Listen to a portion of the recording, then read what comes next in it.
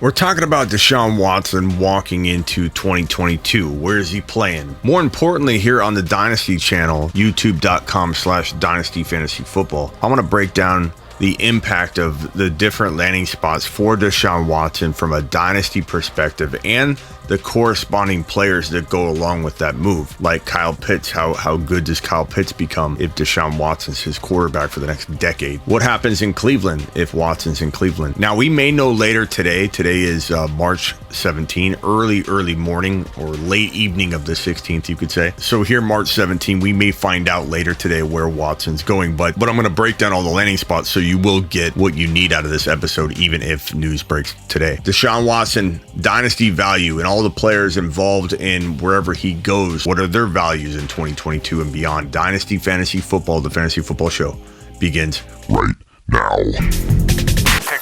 So here are the top 4 landing spots for Deshaun Watson now. Somebody could enter the race tomorrow or later today, and we'll have to address that and redo the whole video or part of it, or address it at least. But for right now, it's Carolina, it's New Orleans, it's Cleveland, or Atlanta. Atlanta got in the game later than the other 3 teams, but in my opinion, they are now the current front runner in Watson's mind. The problem is the moving parts involved. Watson literally needs to have Matt Ryan be traded to probably either Cleveland or Indianapolis for a deal to make sense. If Matt Ryan and his big hefty contract are traded to one of those locations, man, Watson's going to Atlanta, in my opinion. This is him going back to his roots. This is where I think he wants to be. And I think it's a great landing spot for the long term. Everybody keeps talking about Cleveland. Everybody keeps talking about New Orleans and Carolina as better now and long-term landing spots. I can get behind the now for Carolina or New Orleans, especially New Orleans, if Chimera was to not get suspended and Mike Thomas was to come back and play 2022 and play pretty well. New Orleans could be the best now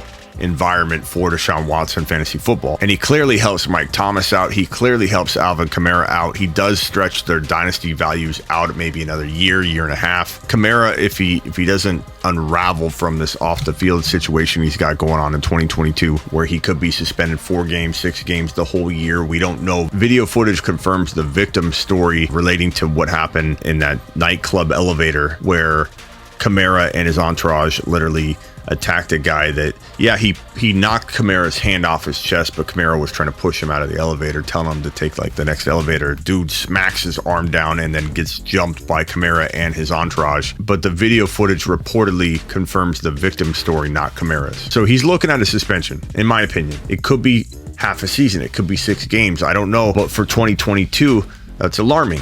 And Watson himself is looking at a potential 4 to 6 game suspension. We don't know. Yeah, criminal charges aren't being brought forth, but Watson did violate the NFL personal conduct policy. They will be taking action. He put the NFL in a bad light when he did all these Instagram meetups with people, which he admits to. He does claim that it was all consensual, but it's still a bad light. The NFL is not going to have it. To get involved into 20 plus of these scenarios, it's not something the NFL is going to take lightly. Maybe he gets suspended 4 to 6 games. Maybe Chimera gets suspended 4 to 6 games. What's that do to the New Orleans Saints for fantasy football 2022? It makes it hard to draft Alvin Chimera with or without Watson. It makes it hard to draft Watson with or without Chimera being suspended, because he's going to be potentially out 4 to 6 games. So 2022 could be like a lost year. Maybe not. Maybe Watson sees some sort of suspension in 2023 because his cases take a long time to work out, and maybe the NFL says we're not doing any suspensions until all 20 or so cases are settled, in which case that would impact 2023,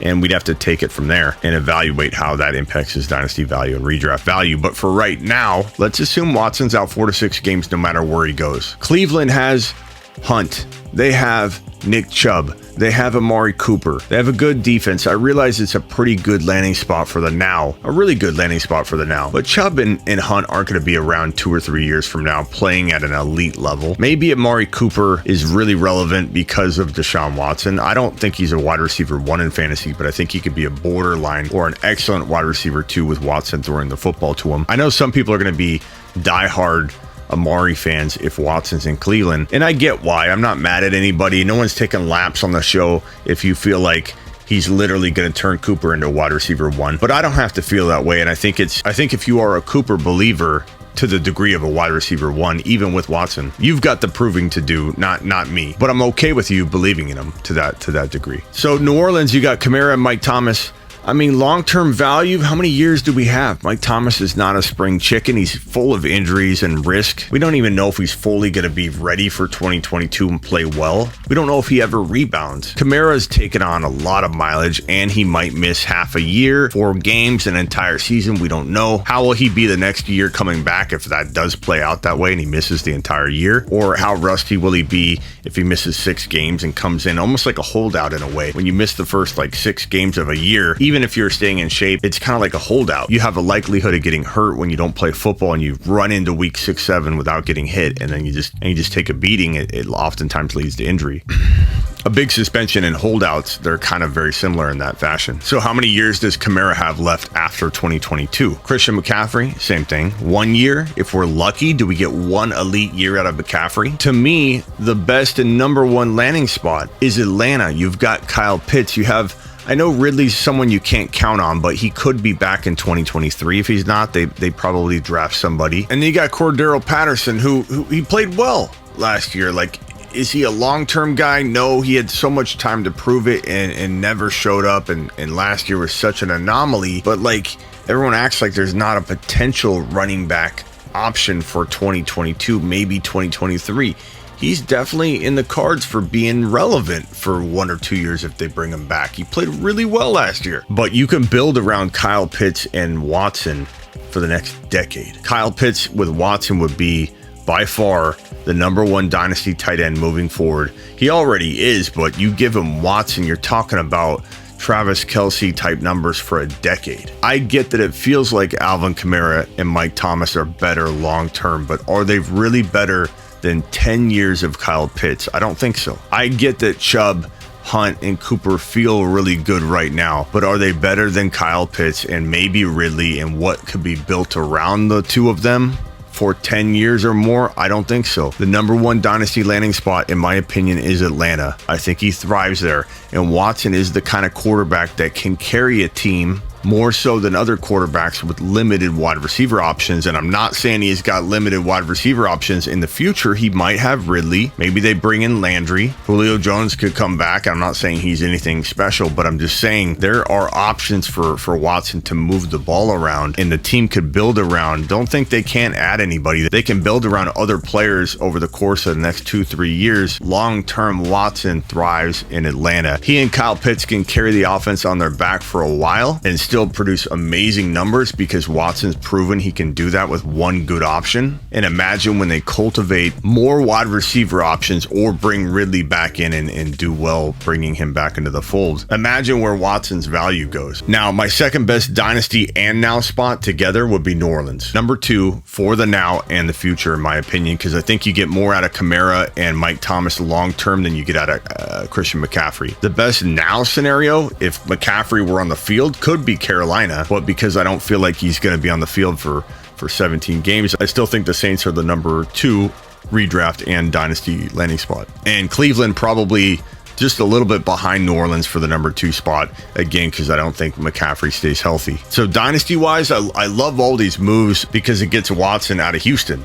That's what we need. We want Watson to have a new environment, a place to grow, a place to mature, and to me, Atlanta's the best spot. Now, Matt Ryan is the crutch right now, the wrench in all this, because he has a monster contract and he is attached to Atlanta right now. They can't take on Watson. They have to literally trade Ryan away.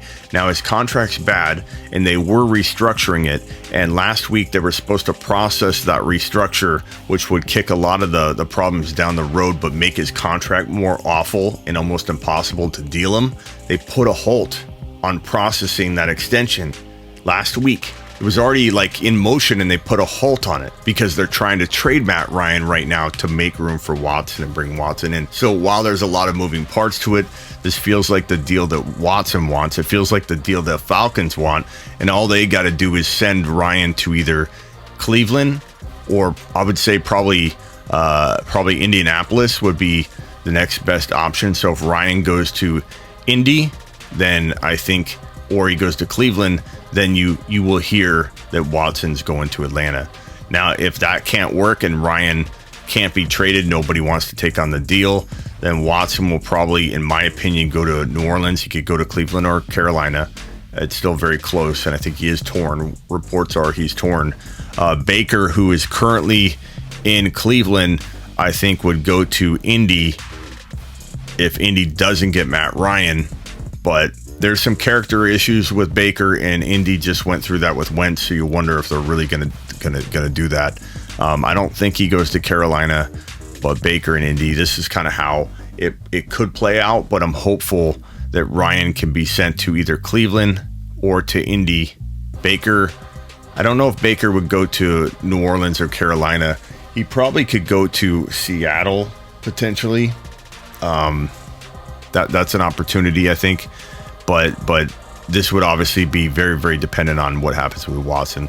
So that's my breakdown of Watson from a dynasty perspective. Kyle Pitts would benefit the most out of every player I mentioned from a Watson move, aside from Watson himself. And in dynasty, that's what we want to happen. But New Orleans is probably a second best for me. Drop what you think in the comments below. And even if this deal gets done and you're watching the video after the deal's been done, comment and let me know what you think of the take, and let me know if you think what I said for that scenario will play out the way that I said it. Drop the comment, subscribe if you're new, and hit that like button.